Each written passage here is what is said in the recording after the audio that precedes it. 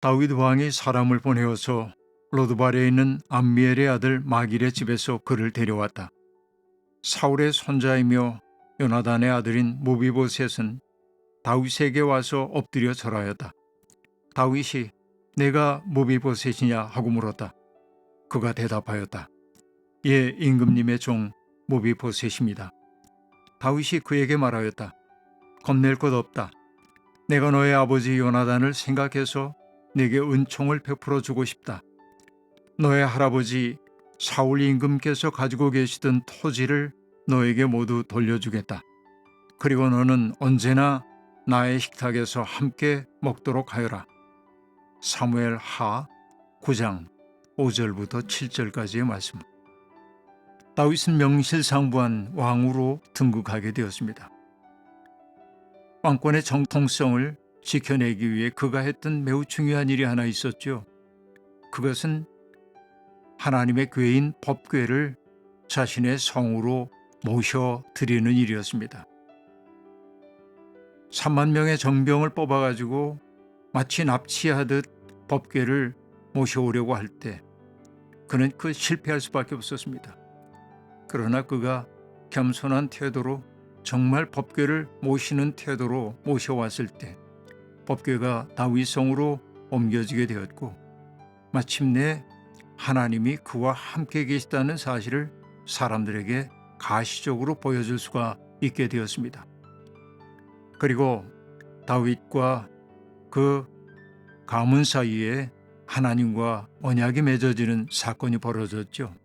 바로 그것은 다윗을 측근에서 도왔던 나단을 통해서 주신 약속이었습니다. 다윗 가문과의 하나님의 약속은 확고했습니다. 다윗은 하나님을 모실 집을 지어드리기를 원했지만 하나님은 나단 선지자를 통해 말씀하셨습니다. 내가 살 집을 내가 지으려고 하느냐라는 말씀이었습니다. 나 주가 너의 집안을 한 왕자로 만들겠다는 것을 이제 나 주가 너에게 선언한다. 사무엘 하 7장 5절과 11절에 나오는 말씀입니다. 이것을 통해서 다윗 가문은 아주 확고한 정통성을 확보하게 되었습니다. 그 때문일까요? 다윗의 왕권은 튼튼해지기 시작했고요. 경쟁하던 이웃 나라들과의 싸움에서 승리를 거두었고요. 승리를 거둠으로 무역로를 확보하고 전리품을 통해서 나라를 부강하게 만들게 되었습니다. 그리고 다윗의 통치를 성경은 공평하고 의로운 법으로 다스렸다는 말로 나타내고 있습니다. 이제 나라가 굉장히 안정되게 되었습니다.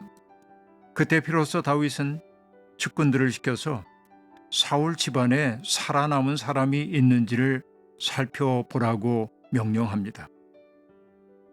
자신의 절친한 동료였던 요나단을 보아서라도 살아남은 사람이 있다면 잘 보살펴 주고 싶기 때문이라고 그는 말합니다. 측근들은 사람을 찾아서 사울 집안의 시종 노릇을 하던 시바를 데리고 다윗 앞에 왔습니다. 다윗은 시바를 바라보며 질문합니다. 사울의 집안에 남은 사람이 없느냐? 있으면 내가 하나님의 은총을 그에게 베풀어 주고 싶다 라고 말합니다. 시바는 조심스럽게 대답합니다. 요나단의 아들이 하나 남아 있습니다. 두 다리를 접니다 라고 말합니다. 여기서 아직은 그의 이름이 밝혀지지 않고 있습니다. 모비보셋이라고 하는 이름을 우리는 알고 있습니다마는 시바는 그 이름을 밝히지 않습니다. 그것은 그가 미미한 존재라는 사실을 넌지시 드러내기 위한 것입니다. 그것을 어떻게 알 수 있겠습니까? 굳이 하지 않아도 될 말을 덧붙이고 있는 것을 보면 알 수 있습니다. 두 다리를 접니다 라고 한 말이죠. 그러니까 이 시바의 말 속에는 은근히 다윗에 대한 두려움이 있음을 알 수 있습니다. 혹시 사울의 집안의 남은 자를 찾는 다윗의 그와 같은 태도가 그들을 없애려는 것 아닌가 하는 의구심이 남아 있었던 것으로 보입니다. 그 때문에 시바는 요나단의 아들이 하나 남아 있습니다. 익명으로 그를 드러낼 뿐만 아니라 그가 두 다리를 전다고 말하므로 왕에게 저항할 수 없는 사람임을 넌지시 드러내고 있습니다. 다윗은 기꺼이 그를 맞이하겠다고 말하죠.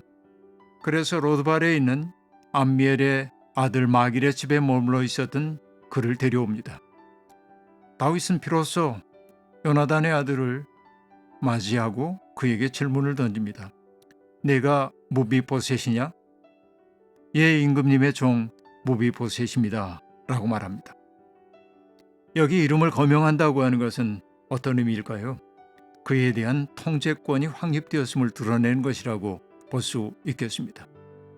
이것은 정말 재미있는 장치입니다. 다윗은 사울 임금이 가지고 있었던 토지를 그에게 고스란히 돌려주겠다고 말합니다. 그러면서 왕의 식탁에서 자유롭게 먹으라고 권유하고 있습니다. 그동안 무비보셋을 잘 돌보았던 시바에게 왕은 또한 명령을 내립니다. 사울과 온 집안이 가졌던 모든 것을 무비보셋에게 준다라고 하는 것이 첫 번째 전언이었고, 두 번째는 너의 아들들과 종들과 함께 그 땅을 갈고 거두어 상전의 집안이 먹을 양식을 대라는 것이었습니다. 이날로부터 무비보셋은 왕의 식탁에서만 먹고 예루살렘에서만 살게 되었습니다. 그는 두 다리를 다 절었다.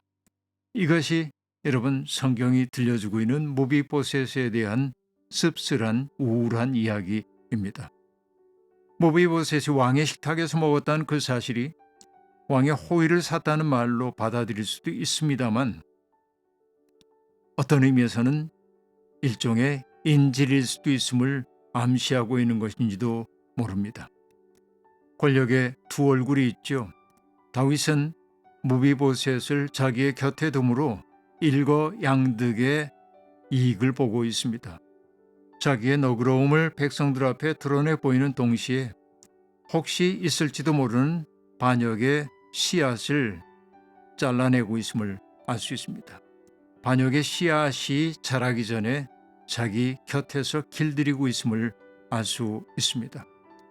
길들인다고 하는 것, 이것은 부정적인 의미도 있고 긍정적인 의미도 있습니다.